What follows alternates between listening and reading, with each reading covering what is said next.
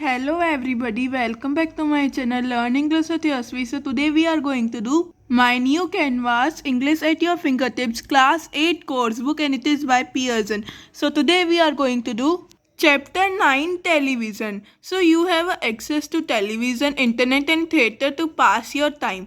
यानी कि आपके पास access होगा टेलीविज़न, यानी कि आप देख पाते हो घर में टेलीविज़न, इंटरनेट पे या फिर आप थिएटर पे टाइम पास करने के लिए आप देखते हो television. How do you think your grand parents spend their time when they were young?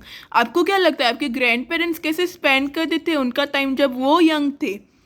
We'll read this poem para by para and then explain you the most important thing we have learned so far as children are concerned is never, never, never let them near your television set, or better still, just don't install the idiotic thing at all. यानी कि एक बहुत ही important चीज़ तो हमने सीखी है कि कभी भी चिल्ड्रन को कभी भी बिल्कुल भी नहीं आपकी टेलीविज़न सेट के आगे आने दो, और या फिर आप उसको इंस्टॉल ही नहीं करो. और इधर इडियोटिक थिंग उसको बोला है टेलीविज़न को, यानी कि टेलीविज़न जैसी इडियोटिक थिंग को आप इंस्टॉल ही नहीं करो अपने घर में.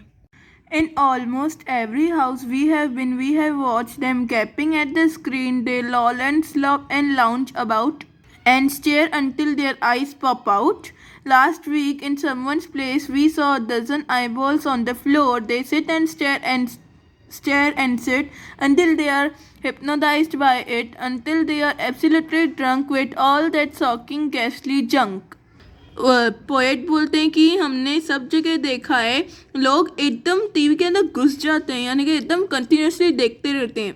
लॉल एंड स्लब का मतलब होता है लेजीली एंड लॉन्च अबाउट, यानी कैसे एकदम लेजीली और आइडल बन के देखते ही रहते हैं. और जब तक आइस पॉप आउट ना हो जाए, यानी कि आइस जब तक सूज नहीं जाती, ऐसे पूरी मतलब ऐसे बंद नहीं होने लगती, तब तक वो देखते रहते हैं. और इधर बोल रहे हैं कि last week in someone's place we saw dozen eyeballs on the floor, यानी कि काफ़ी सारे आई बॉल्स, यानी कि पूरी आँख सूज चुकी थी.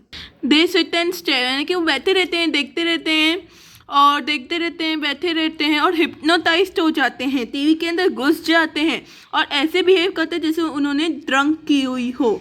With all the shocking गैसली junk, यानी कि एक जंक की तरह वो टीवी है. जंक यानी कि हम बोलते हैं ना जो खाना हमें नहीं खाना चाहिए वो है टीवी. यानी कि ये पूरे पोएम में खाली ऐसा बताया गया है कि टेलीविज़न नहीं देखिए. Now I am reading the next paragraph. Oh yes, we know it's keep them still. They don't climb out of the window sill.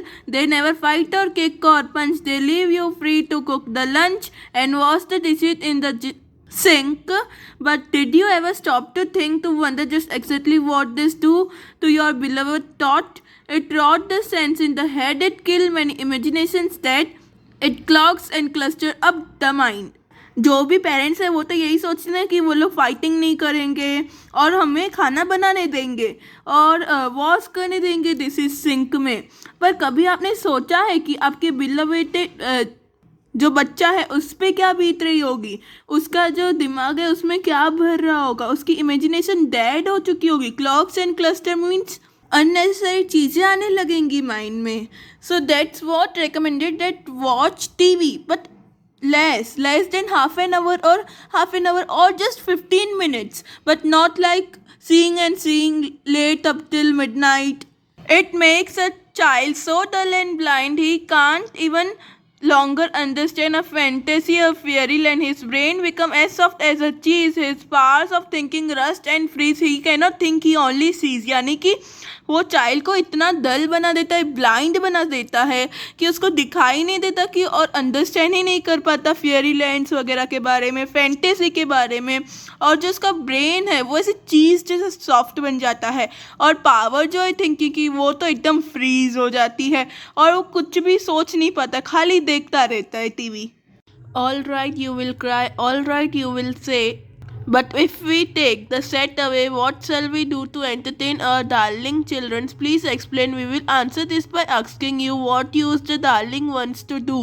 How used they keep themselves content before this monster was invented? Have you forgotten? Do you know? Well, we will say that very loud and slow. They used to read, they will read, they would read and read and read, and then proceed to read some more, get Scots and get Zogs. On one half of their life was reading books. आप रोगे, आप बोलोगे कि अगर हमने set ले लिया तो फिर क्या करेंगे चिल्ड्रन को एंटरटेन करने के लिए, बताइए। तो हम इसका आंसर देंगे कि आप बताओ, जब पहले ये मॉन्स्टर, जब ये टेलीविज़न इन्वेंट नहीं हुआ था तो पहले ये लोग क्या करते थे? आप भूल गए हो? आपको पता नहीं है? ये पढ़ा करते थे। और रीड वर्ड इधर यूज़ किया गया है 6 to 7 times.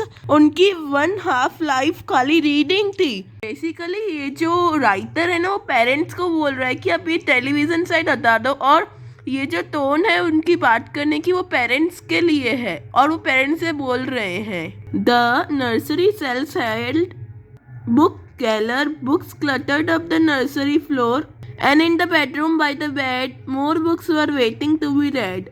Such wondrous, fine, fantastic tales of dragon, gypsies, queens and whales and treasure isles and distant shore, where smuggler rode with muffler oars, and pirates wearing purple paint, and sailing ship and elephant, and cannibals crouching round the pot, staring away at something hot. It smells so good. What can it be? Good gracious, it Penelope. उनका जो nursery का self था वो भी पूरा book से भरा रहता था, और सब जगह बुक्स पड़ी रहती थी, बेडरूम पे, बेड पे, और सब वेट करती थी कि रीड हो जाए, मतलब वो बच्चे रीड करे बुक्स को। वंडरस फैंटास्टिक टेल्स को, ड्रैगन्स की, गिप्सिस की, क्वीन की, वेल्स की, आइजल्स की, सोर्स की, इन सब की टेल्स हुआ करती थी, स्टोरीज हुआ करती थी। और जब ये स्मगलर्स रो करते थे ओर्स के साथ, और जो पायरेट्स वेयर करते थे ना पर्पल पेंस, और सेल करते थे शिप और एलिफेंट्स, ये क्या कैनिबल करता है कि जो राउंड द पॉट है ना, वो स्टेयर कर रहा है समथिंग हॉट पे, तो कितना स्मेल अच्छा कर रहा है। What can it be? वो क्या हो सकता है? Good gracious at Penelope. The younger one had The younger ones had Beatrix Potter with Mr. Todd the Dirty Rotter, and Squirrel Nutkin, Penguin Bland, and Mrs. Tiggy Winkle, and just how the camel got his hump, and how the monkey lost his rump, and Mr. Todd, and bless my soul, dears Mrs. and Mr. Rat and Mr. Mole. Oh, books, what books they used to know, those children living long ago. यानी कि ये सब books के name है जो वो लोग पढ़ा करते थे जब वो यंग होते थे, और वो बच्चे पहले रहते थे, मतलब ये जो बच्चे थे वो पहले के ज़माने में रहते थे जो इतनी सारी बुक्स पढ़ते थे। So please, oh please, we beg, we pray, go throw your TV set away. मैं आपको बैग कर रहा हूँ, मैं आपसे प्लीज़ बोल रहा हूँ, आप प्लीज़ ये टीवी सेट फेंक दो। And its place you can install a lovely book shelf on wall, यानी कि इसकी जगह पे आप एक बुक सेल्फ इंस्टॉल कर दो वॉल पे। They fill the shelf with lot of book ignoring all the dirty looks, यानी कि फिर वो बुक्स से वो पूरे सेल्फ को भर देंगे। The screams and yells, the bites and kicks and children hitting you with stick, fear not, because we promise you that in about a week or two of having nothing else to do, they will now begin to feel need of having something to read। यानी कि वो आपको चिल्लाएंगे, bite करेंगे, kick करेंगे, या फिर बच्चे आपको स्टिक से मारेंगे, मतलब डरो नहीं, एक वीक के अंदर उनको कुछ लगेगा पढ़ने के लिए, वे कुछ पढ़ सकते हैं, तो फिर वो ज़रूर पढ़ेंगे books of having something to read, उनको कुछ रीड करने का मन होगा। And once they start, oh boy, यानी कि उन्होंने एक बार पढ़ना चालू कर दिया तो उनको बहुत मज़ा आएगा, राइट?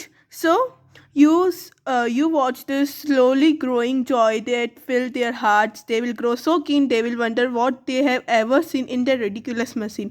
यानी कि वो इतना अच्छी तरह से ग्रो हो जाएंगे और वो सोचेंगे हम लोग टेलीविज़न से अच्छा तो ये बुक्स ही पढ़ते, right? So they will wonder what they have seen in the ridiculous machine, that nauseating, full, unclean, repulsive TV screen, and later each and every it's kid will love you more for what you did। यानी कि फिर बाद में आपके बच्चे आपको ही प्यार करेंगे, आपने उनके लिए क्या किया। और ये लिखी गई है रोल्ड दाल ने। These are new words, and then this is question answer of this chapter. That's all that I could teach you in this chapter.